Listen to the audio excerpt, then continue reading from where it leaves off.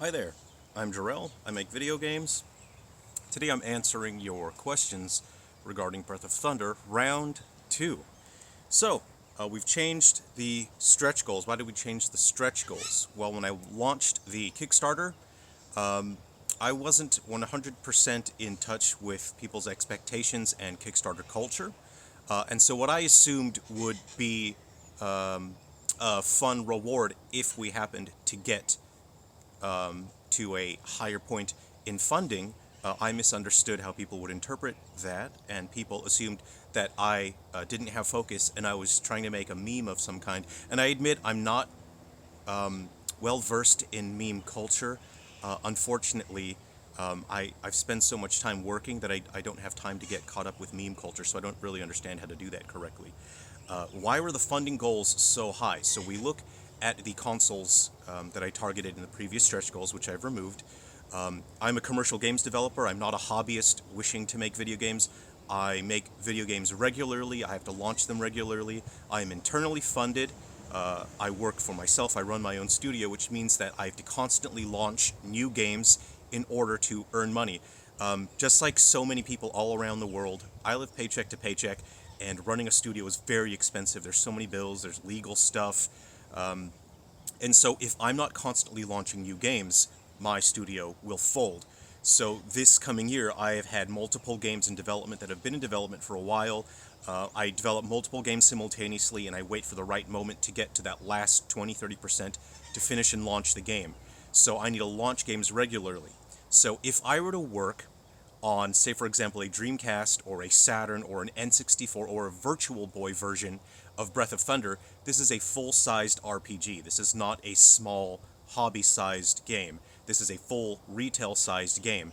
And so each of those would take about 3 to 4 months for me to finish and launch, and I would be distributing those versions for free, which means those are 3 or 4 months that I am not developing a game which I would be able to sell. And because I'm on track to launch one game a month at minimum this year, in some months I may be doing more than that because of games that I have near completion that I have in my backlog. That means that there are 2 to 3 games, every few months that I would not be launching that I'm not earning money from.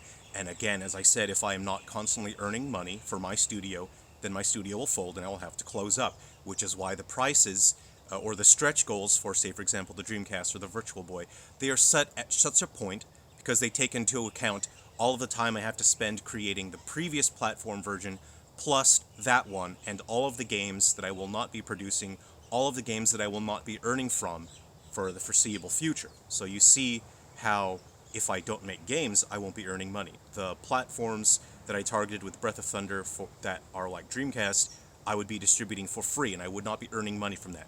Again, I'm not a hobbyist, I'm a commercial games developer, and so I constantly have to launch new games that I can sell. So, will I add back the stretch goals? At this point, no. It seemed to have caused a confusion because I was not able to communicate it clearly with everyone, and that's totally my fault. It's not anyone else's fault for their reaction to that. Everyone's justified in their reaction. Totally my fault. I should have done significantly more research into Kickstarter expectations and culture, but that's something that you can't really know until you do it. So, hey, it's a learning experience. Why not add goals like in-game content for stretch goals? I find that tacky. I don't like it. I find it lazy and tacky and desperate.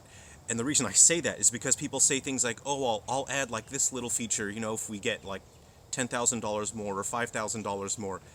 I've seen very few cases where the content that was being proposed was actually worth 5,000, 10,000. Things like, oh, I'll add a little dungeon. I'm going to be honest here, you don't need $5,000, you don't need $10,000 to add a dungeon. If your workflow already allows you to create a game like an RPG, you should be able to create that content with minimal cost. And so I find that tacky, and every developer is different. For some people, it may be very difficult for them because they have to work at a slower pace. They have to hire people to do all the work. But for me personally, I work at a very high speed. I work on optimizing my workflow so that when I am working on a game, it is streamlined so I can produce content in a way that is efficient and quick and doesn't significantly add to the time or cost of the project. How far along in development is Breath of Thunder? I would say it's about 50%, and that's because the framework for the RPG is totally complete. It took me years to create. It can make complex RPGs. What I need to create with Breath of Thunder would take me about 5 months total, and then one last month for balancing, testing, and adjustment. So what I would have to do is just create all the environments. I would finalize the move sets for the characters. I need to do the special effects for magic. I need to do the weapons, and I need to create the towns in terms of the modeling and whatnot. But all the graphics for the characters and the NPCs are totally complete. The story is complete. The scenario is totally complete. So the work that I would have to do would take about 5 months. But if I wanted to really, if I really wanted to push it, I could do it faster than that. But again, the funding that you guys are providing is supposed to be able to let me work at a rate that is healthy and comfortable. I usually work 120 hours a week, but this year I've been working more than 130. That's not healthy. I don't really want to die of a heart attack in 2 years, so you guys providing the funding would allow me to work at a rate that would let me not die from a heart attack. So, yeah. Let's see. Why haven't you shown the battle system yet? People expect battle systems to look pretty flashy and impressive. The battle system in Breath of Thunder is totally complete, totally programmed. It's all there, but I have not created the special effects for magic spells. I haven't modeled the weapons, and the weapons themselves wouldn't take too much time, but it's the point that I want to sit there, I want to draw really cool weapons on paper, and then I want to create them in the modeling, and I haven't done that yet. And it was my understanding that when people are funding a project on Kickstarter, they're providing the funding so that the project could be made. That a project isn't fully complete yet, but people have enough of a project to prove that they are capable of delivering it. So I'm wrong because I believe that. I thought that. And that's my fault for being wrong. I didn't understand that people expected what was basically a complete product that they wanted to support. I thought you were providing the funding so I could spend the time to create it. So I didn't. That's totally my fault. It's not anyone else's fault. It's totally my fault for misunderstanding that. How long is the game? I'm aiming for the core story of Breath of Thunder to be about 20 hours long, and of course there's going to be significant optional content and side content that you can do if you want to. You can make your characters, do really cool things in terms of you get to customize the way they function in battle. There's going to be significant replay value because there are 10 mandatory storyline characters and 8 optional characters, and there would have been version differences between the different platforms. If I brought the game to different consoles, there would be one unique optional character for each platform, so that if you wanted to play it on different platforms, you would have a different character for each platform that was quite unique. Think of it a little bit like Soul Calibur, Let's see. What will happen if the funding is not reached?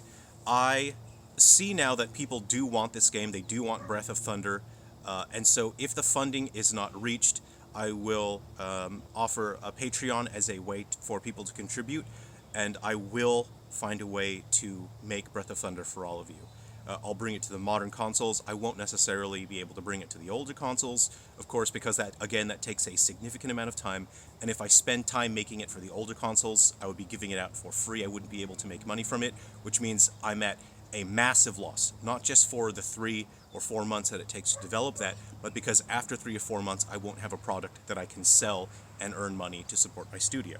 So I won't be making them for the older consoles, but if you do want homebrew for your older consoles that you enjoy, reach out to me, let me know. I can make some smaller homebrew experiences, as I regularly do for my supporters. I like making free homebrew for people, and it's important to do that because video games is not about making money and how much money you can make. There's a lot to it that comes down to art and passion and making something that you believe in.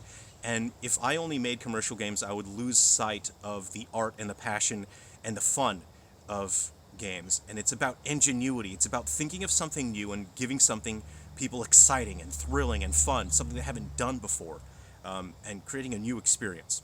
For me, that's what it's about, and that's why it's important for me to continue creating homebrew and games for older consoles. Okay, so what's next? I'm just improving some things on the PC and the Vita playable teaser. Again, I'm not calling it a demo because it's not really big enough to call a demo. I'm improving those, I'm taking into account some feedback, and I'm going to produce a playable vibe check for the PSP. Again, there's no promise that I'm going to make a full version of Breath of Thunder for the PSP, but I love this thing, it's so cool, and I will put a playable vibe check on here just so we can see it running on the PSP. I think it's pretty cool. What is available is the PC and the Vita version of the Vibe Check. You can download it and play it. Now you can see what the game is all about. Let's see. Yeah, that's about all the questions I had for today. And lastly, why did you make Mighty Number 9 for the 3DS and the Vita? Because I wanted to.